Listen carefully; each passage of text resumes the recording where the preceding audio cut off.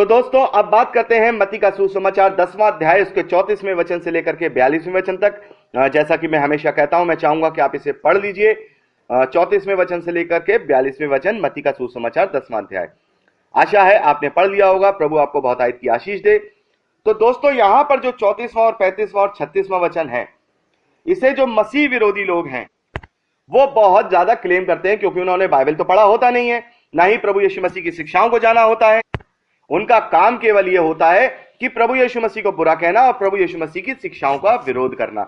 ये एक तरह से ये पागलपन कहेंगे या कहेंगे बुद्धि का भी ना होना भी कहेंगे, क्योंकि अगर बुद्धि होती तो कम से कम उस चीज को पढ़ते, किसी को बुरा कहने से पहले कम से कम उसको पढ़ते, जान लेते कि प्रभु की शिक्षाएं क्या हैं। और अगर वो प्रभु की शिक्षाओं को जान लेते तो इस बात पे कभी भी वो अपने मुंह से निकाल ही नहीं पाते कि प्रभु यीशु मसीह से देखो तुम अहिंसावादी कहते हो, प्रभु यीशु मसीह तो तलवार की बात कर रहा है। तो अगर वो बाइबल को पढ़ लेते वो समझ जाते कि किस तलवार के विषय में बात कर रहा है जो प्रभु यीशु मसीह। पहले देखिए 34वां वचन पढ़ते हैं। ये ना समझो कि मैं पृथ्वी पर मिलाप कराने आया हूं, मैं मिलाप कराने नहीं पर तलवार चलाने आया हूं। मैं तो आया हूं कि मनुष्यों को उसके पिता से और उसकी बेटी को मां से और बहू को उसकी सास से अलग कर दूं। मनुष्य के बैरी उसके ही घर के लोग होंगे। तो दोस्तों जो आप में से जो लोग जो नया अध्ययन कर रहे हैं, उनको मैं बताना चाहता हूं कि अगर आपने ये वचन केवल पहले अकेले ही पढ़ा होता और अध्ययन आपने शुरुआत से अध्ययन जैसे आप कर रहे हैं नहीं किया होता, और आपने 10वां अध्याय नहीं पढ़ा होता कि वहां लिखा है भाई भाई को, पिता पुत्र को घात के लिए सौंपेंगे, बच्चे माता पिता के विरोध में उठकर उन्हें मरवा डालेंगे, तो और वो किस कॉन्टेक्स्ट में प्रभु यीशु मसीह सीधे सीधे समझा रहे हैं, तो आपको भी लगता है कि आप प्रभु यीशु मसीह तलवार चलाने आए। लेकिन देखिए वचन वाई वचन अध्ययन करने का फायदा क्या होता है कि अब आपको यह पता है कि जेम्स ब्रदर अभी मुझे इस बारे में क्या समझाने वाले हैं, क्योंकि मैं जानता हूं कि इसका मतलब क्या है। तलवार चलाने का मतलब यह है कि हमारी जो मान्यताएं हैं, हमारे जो शिक्षाएं प्रभु यीशु मसीह ने हमसे जो सीखी हैं, वो संसार के हाकिमों से अलग है। और मैंने आपको एक उदाहरण भी दिया। खैर ये बात अलग है। परमेश्वर धन्यवाद है कि उसने हमें अवसर दिया कि हम वचन बाई वचन और आयत बाई आयत अध्ययन कर रहे हैं। तो यहां पर प्रभु यीशु मसीह क्या कह रहे हैं, ये मत समझो कि मैं मिलाप कराने आया हूं। अब यहां पे आकर के थोड़ा कंफ्यूज हो जाता है, मैं मिलाप कराने नहीं आया हूं, मैं तलवार चलवाने आया हूं। मैं तो आया हूं मनुष्य को, जैसे आपने पढ़ा होगा, बेटी को और मां से सबसे ये अलग कर दूं। लेकिन प्रभु यीशु मसीह की शिक्षाएं हम पिछले 7 भागों से हम देखते जा रहे हैं। प्रभु यीशु मसीह तो शिक्षाएं दे रहे हैं, अपने दुश्मनों से भी प्यार करो, कोई तुम्हारे एक गाल पे थप्पड़ मारे दूसरा भी मार दो, कोई तुमसे कुर्ता मांगे तो उसे 2 हर भी ले जाने दो, तुम ऐसा करो, तुम नम्र बनो, तुम दीन बनो, तुम कोई सताए तो कोई बात नहीं, उसको तुम आशीष दो, अपने सताने वालों को भी आशीष दो, अपने गाली देने वाले को भी आशीष दो। ये सारी की सारी शिक्षाएं प्रभु यीशु मसीह नैतिकता की और दीनता की और नम्रता की हमें सिखा रहे हैं, संयम की सिखा रहे हैं। तो प्रभु यीशु मसीह यहाँ क्या कह रहे हैं, तलवार चलाने आया हूं। तो अभी हम इतने दिन से जो अध्ययन कर रहे हैं, इससे हमें यह पता चला कि प्रभु यीशु मसीह ज्यादातर अपनी बातों को दृष्टांत या उदाहरणों के रूप में कहते हैं। और उदाहरण और दृष्टांतों के रूप में कहने का एक जो फिजिकल कारण जो परमेश्वर का है, एक तो यह भी है जो हम आगे चल के भी पढ़ेंगे 13वें अध्याय में, कि परमेश्वर चाहते हैं कि जिनके कान हो वो सुने, जो परमेश्वर के ग्रहण योग्य जानना चाहते हैं वो परमेश्वर की ग्रहण योग्य बातों को सुन सके और बाकी लोग अपने कान बंद करे रहें। एक तो ये आत्मिक कारण है, लेकिन फिजिकल कारण भी उदाहरणों को देने का जो प्रभु यीशु मसीह का वो ये है कि जब हम किसी को कोई उदाहरण दे करके या कोई कहानी या फिर मुहावरा बता करके, एग्जाम्पल दे करके अपनी बात को हम बताते हैं, तो सुनने वालों को क्या होता है, वो ज्यादा समय तक याद रहती है कि हाँ उस उदाहरण दे करके हमने बात की थी। तो एक ये सिंपल तरीका है बिना लिखे हुए किसी भी शिक्षा को या किसी भी बात को दूसरों को देना, ताकि वो बिना लिखे भी लंबे समय तक उसको याद रख सके। और हम जैसे देखते हैं कि ये सारे सुसमाचार बाद में लिखे गए, तो कोई वहां चेला या कोई और दूसरा व्यक्ति पेन को, कॉपी को, कलम को, कागज को या किसी भी तरीके की चीजों को लेकर के नहीं बैठा है, वो तो प्रभु की बातों को सुन रहा है। लेकिन जब उसने उनको मुहावरों में सुना, उदाहरणों में सुना, तो वो उसको लॉन्ग टाइम तक, लॉन्ग टर्म तक उसे याद रहा। तो एक तरीका था प्रभु यीशु मसीह का जो प्रचार करने का, ताकि लोग उदाहरणों से जब सुने तो उन्हें वो चीज याद रहे। तो प्रभु यीशु मसीह भी यहां पर एक क्या कह रहे हैं, एग्जाम्पल और उदाहरण के रूप में बात कर रहे हैं। वो कह रहे हैं कि तुम्हारा, मैं यहां पर इस धरती के जो आप अपने आप को बहुत वो करते हो ना, अरे उसको बुरा ना लग जाए, उसको बुरा ना लग जाए, और उसको और उसको बुरा नहीं लग जाए। असल में आप अपने और मैं और आप अपने मन में रखते हैं कि इस तरीके का बहाना लेकर के हम शैतान की जो चीजें हैं, शैतान की जो अभिलाषाएं जो हमें वो दिखाता है, उसमें अपने आप को हम फंसाना चाहते हैं। लेकिन यहां पर हम मेल मिलाप, हमारा अगर मेल मिलाप ही करना है तो परमेश्वर के वचन से हम मेल मिलाप करें। अगर हमें मेल मिलाप ही करना है तो परमेश्वर से हम मेल मिलाप करें। और वैसे तो हमें प्रभु की शिक्षाएं हमें बता रही हैं कि आपको अपने पड़ोसी से अपने समान प्रेम रखना है, आपको अपने शत्रुओं से भी प्रेम रखना है। तो सबसे बड़ा मेल करने की आज्ञा तो प्रभु यीशु मसीह ने हर एक मसीही विश्वासी को दे दी है। तो फिर अब कौन सा मेल कराने की बात है? यह है इस धरती की अभिलाषाओं में फंस करके इस धरती की जो संगति है उससे मेल मिलाप के विषय में प्रभु यीशु मसीह कह रहे हैं। ये मत समझो कि इस धरती की चीजों से, इस धरती की अभिलाषाओं के कारण जो तुम अपने आप को पापों में फंसाते हो, उनसे मैं तुम्हारा मेल मिलान करने नहीं आया हूं। मैं तो तलवार चलाने आया हूं, और वो तलवार वचन की तलवार है। वो तलवार तुम्हारे स्वभाव की तलवार है, वो तलवार मेरी शिक्षाओं की तलवार है। क्योंकि जब तुम उन शिक्षाओं पे चलोगे जो मैं तुम्हें सिखाता हूं, जो इस जगत से निराली हैं, देखिए बिल्कुल निराली हैं। मैं आज आपको बड़े दावे के साथ और बड़ी खुशी के साथ ये बात बताता हूं कि प्रभु यीशु मसीह की जो शिक्षाएं हैं वो तमाम जितनी भी और शिक्षाएं हैं जो अन्य धर्म गुरुओं ने और जो दी हैं, उनसे बहुत ही डिफरेंट है। कभी भी किसी धर्म के अंदर यह नहीं सिखाया गया है कि तुम अपने मारने वालों को, अपने सताने वालों को भी आशीष दो या उन्हें क्षमा कर दो।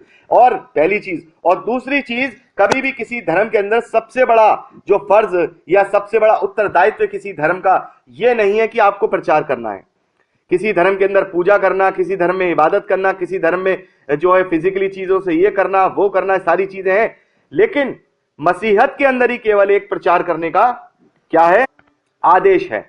यानी आपको प्रचार करना है। एक मसीही विश्वास का जो सबसे बड़ा कर्तव्य यह है कि वो प्रभु यीशु मसीह की बातों का प्रचार करे। और एक परमेश्वर ही, एक सच्चा परमेश्वर ही ये चाहेगा कि उसे तमाम चीजें ना मिले, उसे इबादत ना मिले, उसे ये चीजें ना मिले, उसे चढ़ावे ना मिले, उसको दूध का चढ़ावा ना मिले, उसको प्रसाद का चढ़ावा ना मिले, उसको चादर का चढ़ावा ना मिले, अगरबत्ती मोमबत्ती का चढ़ावा ना मिले। लेकिन उसके जो स्वरूप में रचे गए जो लोग हैं, जो उसके स्वरूप में रचे गए, जो उसकी सहभागिता में परमेश्वर ने जिन्हें अपने लिए रचा है, वो बचाए जा सके।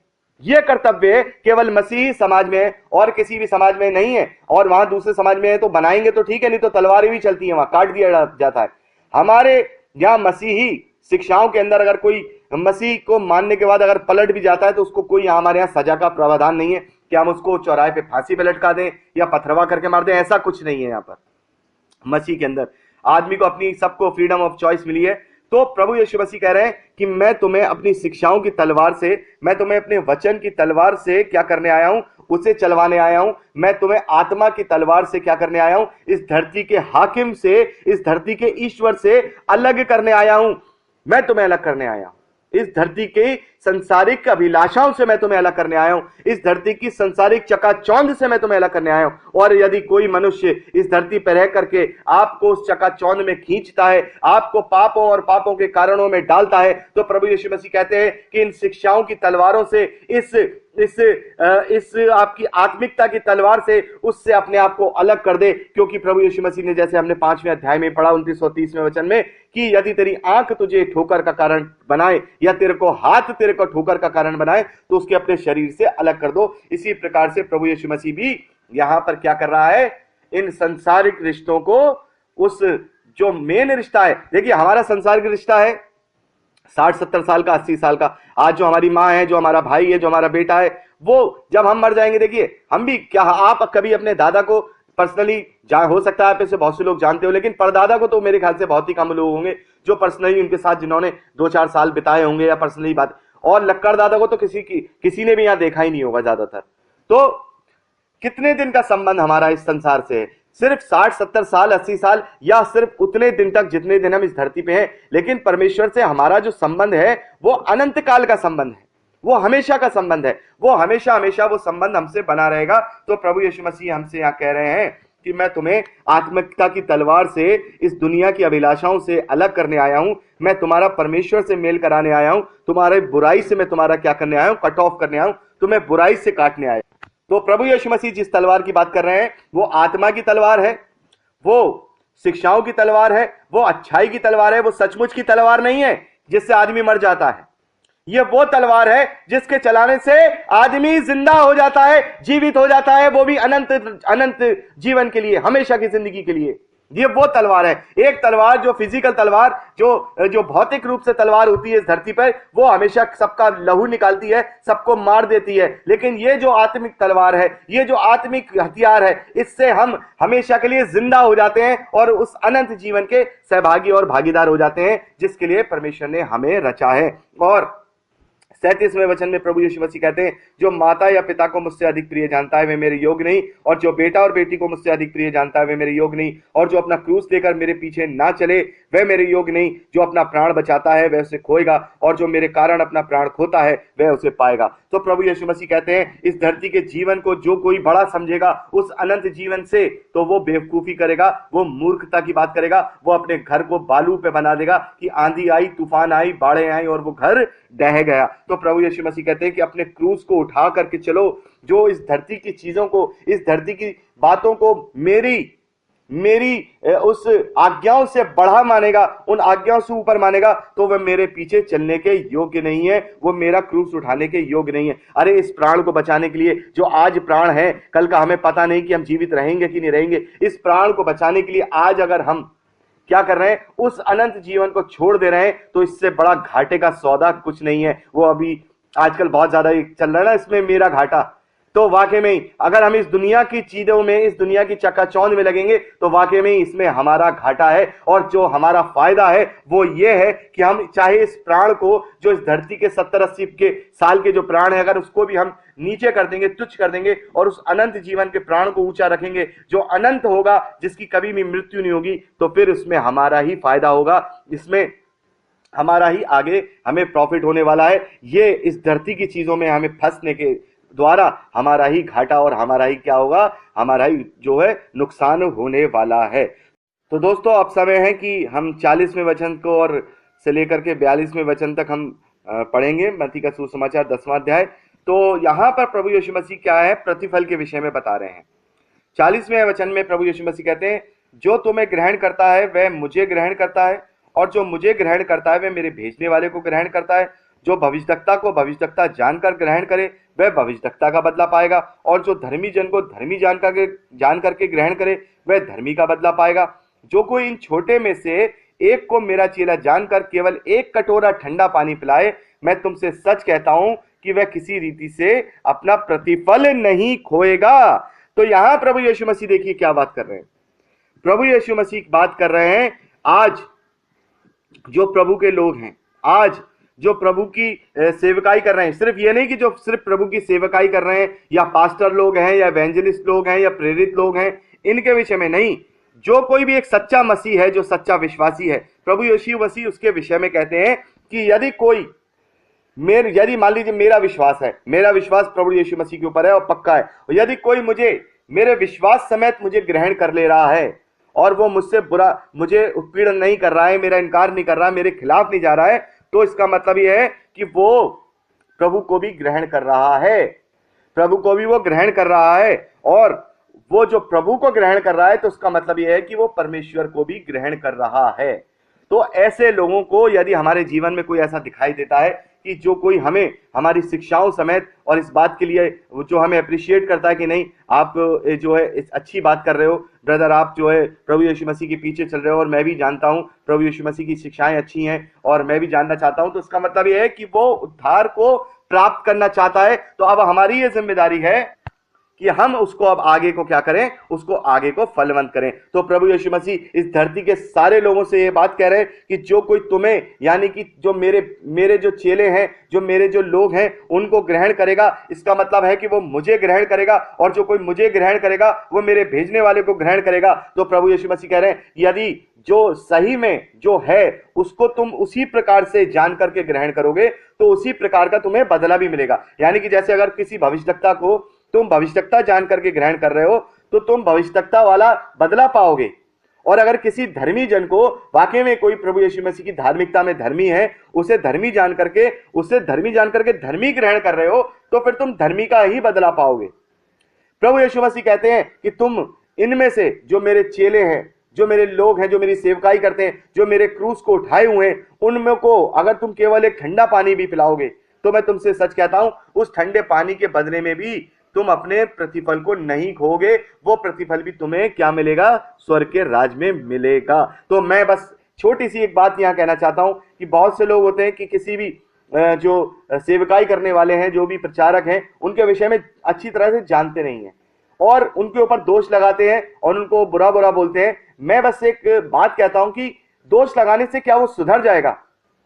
अच्छा तो ये होगा कि हम, अगर वो कोई गलत बात कर रहा है तो हम अपने भाइयों को सिर्फ ये बताएं कि ये चीज बाइबल में सही लिखी है। ये कहने की वो फलाना आदमी गलत कह रहा है, वो फलाने आदमी की सेवकाई गलत है, ये कहने से तो हम क्या कर रहे हैं, दोष लगा करके उसको टारगेट बना रहे हैं। लेकिन अगर हम उसको टारगेट ना बना करके जो अपने भाई लोग हैं, जो अपनी बहनें हैं, जो अपने जो कलीसिया के लोग हैं, उन्हें सच्चाई बताएं बाइबल से कि देखिए, किसी का नाम लिए बगैर उस शिक्षा को बताएं कि देखिए बाइबल हमें ये बताता है, बाइबल हमें ये सिखाता है, प्रभु यीशु मसीह ने हमें ये बताया था, तो वो ज्यादा अच्छा है ताकि हमारा दोष भी न लगे। और हम, क्योंकि हम मनों, जैसे मैंने आपको बताया था दोष न लगाओ के विषय में पिछले भागों में अच्छी तरह से हमने अध्ययन किया है कि दोष लगाने का काम हमारा नहीं है, क्योंकि हम मनों को जांचने वाले नहीं हैं। तो यहां प्रभु यीशु मसीह कहते हैं कि जो सेवक लोग होते हैं, जो सेवकाई करते हैं, जो प्रभु के चेले होते हैं, जो प्रभु का अंगीकार करने वाले जो विश्वासी मसीही लोग होते हैं, यदि उनका कोई सम्मान करेगा, यदि सम्मान का मतलब ये नहीं है इज्जत देना, हार फूल फैलाना, बहुत से लोग अपना सम्मान करवाते हैं, गाड़ी से चले आ रहे हैं, फूलों की बरसात करवा रहे हैं, ये मसीहत के काम नहीं है, ये शैतानी काम है। इज्जत और सम्मान कराने का मतलब, जैसे कि आपको किसी से प्रेम से आपसे अगर कोई बात कर दे रहा है तो इसका मतलब है कि उस प्रेम से बात करने का भी वो प्रतिफल जब वो स्वर्ग राज में जाएगा तो वो अपना प्रतिफल जरूर पाएगा।